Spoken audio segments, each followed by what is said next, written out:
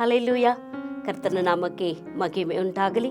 ಈ ದಿನದಲ್ಲಿ ಕೂಡ ಈ ಜೀವದ ರೊಟ್ಟೆಯ ಕಾರ್ಯಕ್ರಮಕ್ಕಾಗಿ ಯೇಸುವಿನ ಮಧುರ ನಾಮದಲ್ಲಿ ನಿಮ್ಮನ್ನು ಆಹ್ವಾನಿಸಿಕೊಳ್ಳುತ್ತೇನೆ. ಕರ್ತನ ವಾಕ್ಯವನ್ನು ನಾವು ಧ್ಯಾನಿಸಿಕೊಳ್ಳೋಣ. ಲೂಕನ ಬರೆದ ಸುವಾರ್ತೆ 13ನೇ ಅಧ್ಯಾಯದಿಂದ ಒಂದು ವಾಕ್ಯವನ್ನು ನಾವು ಓದಿಕೊಳ್ಳೋಣ. 13ನೇ ಅಧ್ಯಾಯ 10ನೇ ವಾಕ್ಯವನ್ನು ನಾನು ನಿಮಗಾಗಿ ಓದಿಕೊಳ್ಳುತ್ತೇನೆ.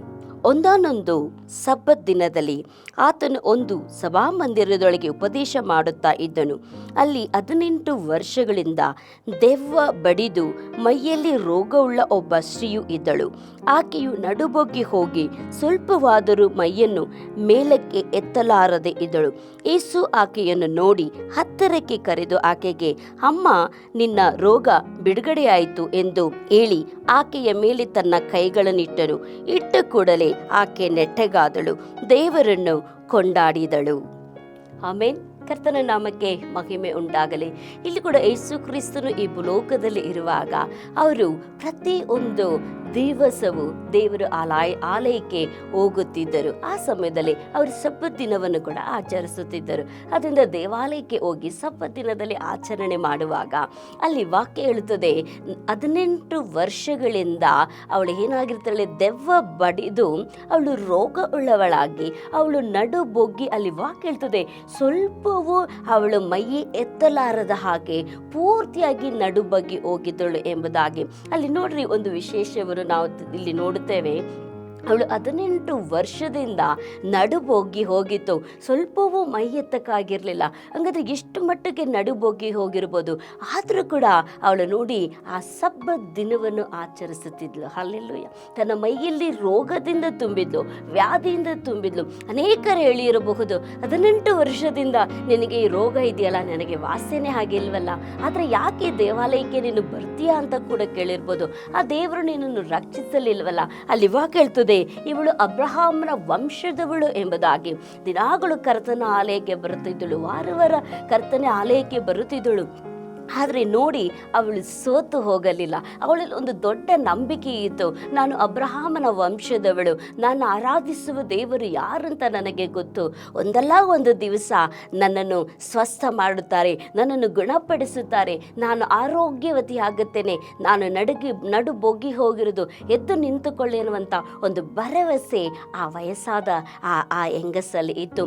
ಅದನ್ನು ನೋಡಿ ಸ್ವಾಮಿ ಏನು ಮಾಡ್ತಾರೆ, ಅವಳನ್ನು ಕೈಯಿಟ್ಟು ಮುಟ್ಟಿದ ತಕ್ಷಣ ಅದೇ ಕ್ಷಣದಲ್ಲಿ ಅವಳು ಸ್ವಸ್ಥವಾದಳು ಎಂಬುದಾಗಿ. ಹಲ್ಲೆಲೂಯ.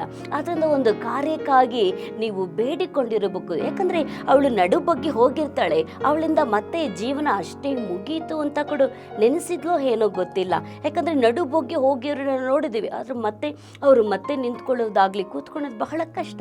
ಆದರೆ ಯೇಸು ಸ್ವಾಮಿ ನೋಡ್ರಿ, ಅವಳ ನಂಬಿಕೆಯನ್ನು ನೋಡಿದ್ರು. ಯಾಕಂದರೆ ಕರ್ತನನ್ನು ಆರಾಧಿಸೋದಕ್ಕೆ ಸಬ್ಬತ್ ದಿನದಲ್ಲಿ ದೇವಾಲಯಕ್ಕೆ ಬಂದಿದ್ದರಿಂದ ಆ ನಂಬಿಕೆಯನ್ನು ನೋಡಿ ದೇವರವರಿಗೆ ಗುಣಪಡಿಸಿದ್ಲು. ಹಲ್ಲೆಲೂಯ. ಅದೇ ರೀತಿಯಾಗಿ ನಿಮ್ಮ ಎಂಥ ಪರಿಸ್ಥಿತಿಗಳಿದ್ದರೂ ಕೂಡ ಮೊದಲು ದೇವರ ಆಲಯಕ್ಕೆ ಬನ್ನಿ, ಕರ್ತನನ್ನು ಸ್ತುತಿಸೋದಕ್ಕೆ ಬನ್ನಿರಿ. ದೇವರನ್ನು ಆರಾಧಿಸೋದಕ್ಕೆ ಬರುವಾಗ ಅದಕ್ಕೆ ಕಾಲಗಳು ಎಷ್ಟೋ ವರ್ಷಗಳಾದರೂ ಕೂಡ ಸ್ವಾಮಿ ಒಂದಲ್ಲ ಒಂದು ದಿನ ಏನು ಮಾಡ್ತಾರೆ, ನಿಮ್ಮನ್ನು ಮುಟ್ಟಿ ನಿಮ್ಮನ್ನು ಸ್ವಸ್ಥಪಡಿಸ್ತಾರೆ. ಎಷ್ಟೇ ವರ್ಷ ಆದರೂ ಕೂಡ 18 ವರ್ಷದಿಂದ ಕಾಯ್ತಿದ್ಲು, ದೇವರವರಿಗೆ ಸುಖ ಕೊಟ್ಟರು. ಇನ್ನೊಂದು ಸ್ಥಳಗಳ ಬೆತಸ್ತಾ 38 ವರ್ಷ ಕಾಲಗಳು ಕಾಯುತ್ತಿದ್ದನು ಸ್ವಸ್ಥತೆಗಾಗಿ, ಗುಣಕ್ಕಾಗಿ.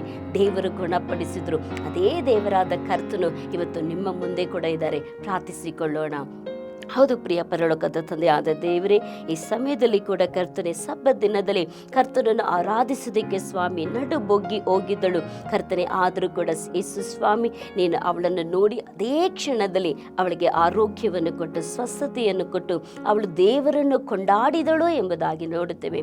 ಅದೇ ರೀತಿಯಾಗಿ ಈ ದಿನದಲ್ಲಿ ಕೂಡ ಅನೇಕ ವರ್ಷಗಳಿಂದ ಕೆಲವೊಂದು ಕಾರ್ಯಕ್ಕಾಗಿ, ಅವರು ಬಿಡುಗಡೆಗಾಗಿ, ಸ್ವಸ್ಥತೆಗಾಗಿ ಕರ್ತನೆ ಅನೇಕ ವರ್ಷಗಳು ಕಾಯುತ್ತಾ ಇದ್ದಾರೆ.